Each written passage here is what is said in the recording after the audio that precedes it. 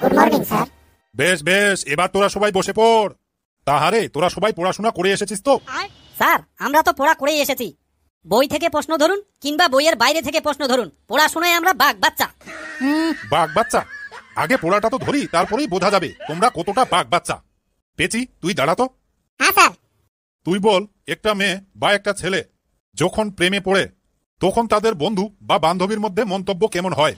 Sir, একটা মেয়ে প্রেমে পড়লে তার বান্ধবীরা বলে, দেখতে কেমন রে, স্মার্ট তো, ছেলেটা কি লম্বা, টাকা পয়সা আছে তো, পয়সাওয়ালা ছেলে না হলে বিয়ে করে জীবনটা নষ্ট করিস না। স্যার, এবার একটা ছেলে প্রেমে পড়লে তার বন্ধুরা যা বলে, বন্ধু জীবন সঙ্গী তো পেয়ে গেলি, এবার কবে পাঠিয়ে দিচ্ছিস বল। বন্ধু মেয়েটাকে কোনোদিনও কষ্ট দিস না। বন্ধু মেয়েটা তোর সাথে খুব মানিয়েছে রে, মেয়েটা মনে হয় তোকে খুব ভালোবাসে, ওকে কোনোদিনও ধোকা দিস না। এবার বিয়েটা যত তাড়াতাড়ি পারিস করে ফেল। তোর বিয়েটা হয়ে গেলে আমিও খুব তাড়াতাড়ি তোর শালীকে বিয়ে করে ফেলবো। এবার বলতো, পৃথিবীর মধ্যে সবচেয়ে গরিব মানুষকে? স্যার, সিগারেট যে বানায় সে কোটিপতি, যে মোবাইল বানায় সেও কোটিপতি, যে কৃষক কোটিপতি সহ সকল মানুষের মুখে অন্ন যোগায়, আবার সেই কৃষকই আজকে সবথেকে বড় গরিব। বাহ, আই এম তো অবাক। এবার বল, বাস্তব প্রেম কাকে বলে? স্যার, কবিরা বলে গেছেন যেটা আজকালকার দিনে একদম সত্যি। কি বলে গেছেন, ঝটপট বল।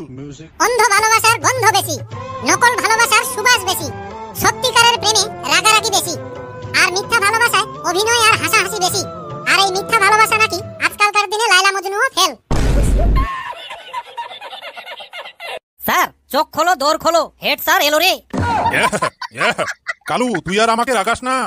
পেচি, অনেক প্রশ্নের উত্তর দিয়েছিস, এবার কানটা ধরে দাঁড়িয়ে থাক। বাবা ফেলু, এবার তুমি দাঁড়াও। জি স্যার। তুই বলতো, আগেকার দিনের 1 টাকা আর এখনকার দিনের 1 টাকার মধ্যে একটা পার্থক্য বল।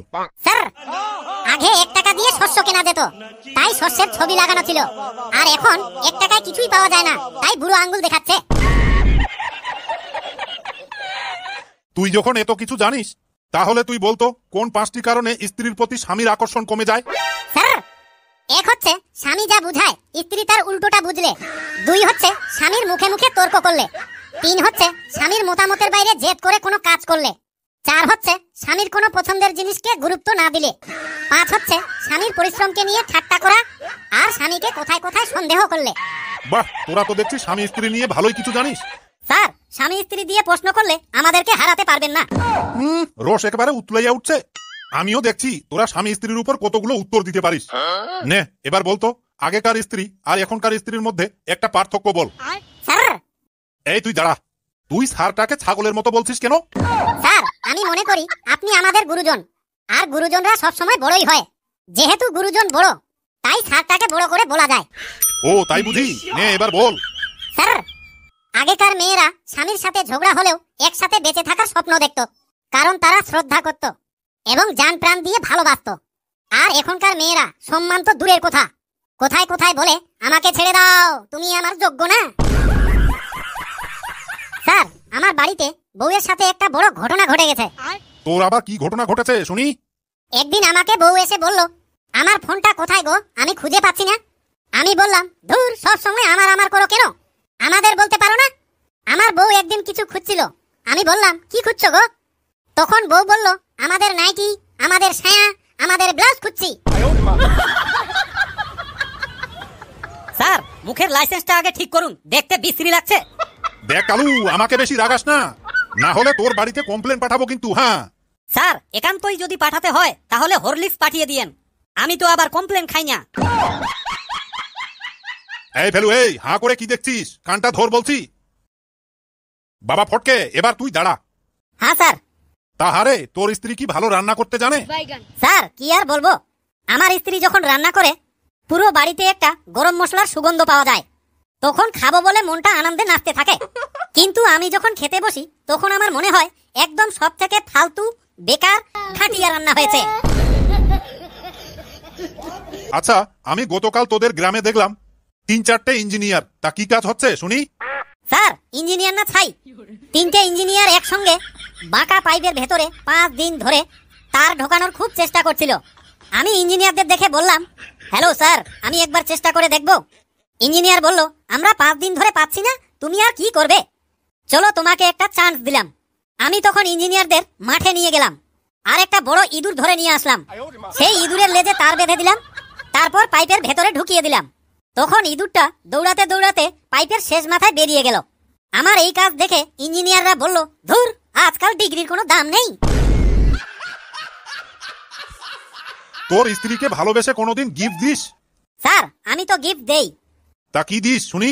ভালোবেসে বউকে তো অনেক কিছুই দেই, কিন্তু কোনোদিন নাম পাওয়া গেল না। কদিন আগে বউকে একটা 5,000 টাকা দামের শাড়ি গিফট দিলাম। আর এই শাড়ির কথাই হাসতে হাসতে পাশের বাড়ির বন্ধুর সঙ্গে আলোচনা করছিলাম। আমার হাসি দেখে বন্ধু বলল, তোর বউকে একটা শাড়ি দিছিস, তাতে এত হাসার কি আছে? আমি তখন বললাম, আরে ভাই, আমার বউ সেই শাড়িটা তোর বউকে দেখাতে নিয়ে গেছে। ফটকে, তুই অনেক বলেছিস, এবার কান ধর। তা হারে কালু, তোর স্ত্রীর ব্যবহার তো দেখলাম খুব ভালো। পরের বউ তো সবাইকেই ভালো লাগে। 6 মাস বাড়ি নিয়ে গিয়ে রাখুন, ভালো না মন্দ ঠিক বুঝতে পারবেন। এই আমার দিকে তাকা, কি বিড়বিড় করে বলছিস? আমি তো ঠিকই বলছি। স্যার, কি আর দুঃখের কথা বলবো, আমার বউয়ের বাবা মার চাপে পড়ে বেকার অবস্থায় তাদের মেয়েকে আমার গলায় ঝুলিয়ে দিয়েছে। সেদিনে বউকে বললাম, আমি তো বেকার, 1 টাকা ইনকাম নেই, তা খরচ একটু কম করো। তখন বউ আমাকে রাগ দেখিয়ে বলল, প্রতিদিন আলু ভর্তা খাচ্ছি, ওয়াইফাই পাসওয়ার্ড চুরি করে চালাচ্ছি, সবাইকে মিস কল দিয়ে কথা বলি, আশেপাশের বাড়িগুলোতে ধার করে এনে খাওয়াই। আর কি করতে বলছো? তুমি বললে মুদির দোকানদারের সাথে মিষ্টি মিষ্টি কথা বলি, তাহলে রেশনটাও ফ্রিতে খাওয়া হয়ে যাবে। তা বাবা কালু, কুড়াল হারানো সেই সৎ কাঠুরের গল্পটা বলতো। স্যার, আপনি সেই আদিম যুগে পড়ে আছেন। এই সৎ কাঠুরের গল্পটা ছোট থেকে বড় সবাই জানে, কিন্তু সেই কাঠুরের লেটেস্ট গল্প সেটা এখন পর্যন্ত খুব কম লোকেই জানে। তা কি সেই লেটেস্ট গল্প? তাড়াতাড়ি বল। স্যার, তাহলে শুনুন।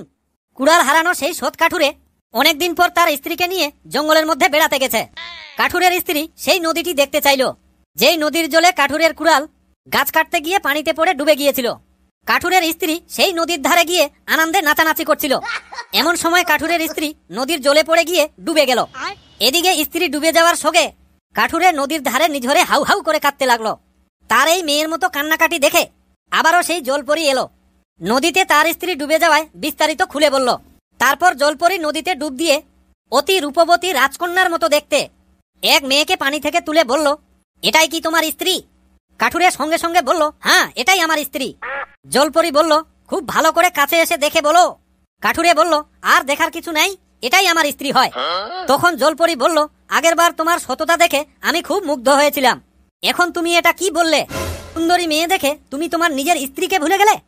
তখন কাঠুরে বলল, আমি তো বাধ্য হয়ে বলেছি যে এটাই আমার স্ত্রী। যদি না বলতাম আপনি তখন এর চেয়ে একটু কম সুন্দর দেখতে আবার একটি মেয়ে তুলতেন। আমি তখন বলতাম এটা আমার স্ত্রী না। আপনি তখন সবশেষে আমার স্ত্রীকে তুলতেন এবং আগের বারের মতো আমার সততায় মুগ্ধ হয়ে 3 জনকেই আমাকে দিয়ে দিতেন। এই কারণেই প্রথম চান্সেই আমি বলেছি এটা আমার স্ত্রী। আমি খুব গরিব মানুষ, 3 জন স্ত্রীকে খাওয়ানোর মতো আমার সামর্থ্য নেই। আমি আমার একটা স্ত্রীকে ঠিক মতো সামলাতে পারি না। সেখানে 3-3টে স্ত্রী হলে তো আমাকে নদীতে ঝাঁপ দিয়ে আত্মহত্যা করা ছাড়া আর কোনো রাস্তা থাকবে না। সবশেষে এবারও কাঠুরের সততা দেখে জলপরি খুব মুগ্ধ হলো এবং পানি থেকে তুলে 3টে মেয়ে তো দিলই, সাথে জলপরি নিজেও তাকে বিবাহের প্রস্তাব দিল। আর কাঠুরের যত অভাব ছিল সব অভাব দূর করে দিল। এবার সব থেকে বড় কথা হচ্ছে, এই সহজ সরল কাঠুরিয়া 4 স্ত্রীকে নিয়ে খুব ভাইরাল। তাই যারা সোশ্যাল মিডিয়ায় ভিডিও আপলোড করে তারা সবাই সেই কাঠুরে এবং কাঠুরের 4 স্ত্রীর সঙ্গে কেউ সেলফি তুলছে, আবার কেউ রিলস বানাচ্ছে। এক কথায় বলা যায় রানু মণ্ডলের চেয়েও অনেক বেশি ভিড়ভাট্টা। স্যার, এভাবে অভিনয় না করে তাড়াতাড়ি প্রশ্ন ধরেন। এটাই তোর লাস্ট প্রশ্ন, তারপর তোমাদের ছুটি। মানুষের চাওয়ার শেষ নেই, তাহলে মানুষের প্রকৃত বন্ধুকে?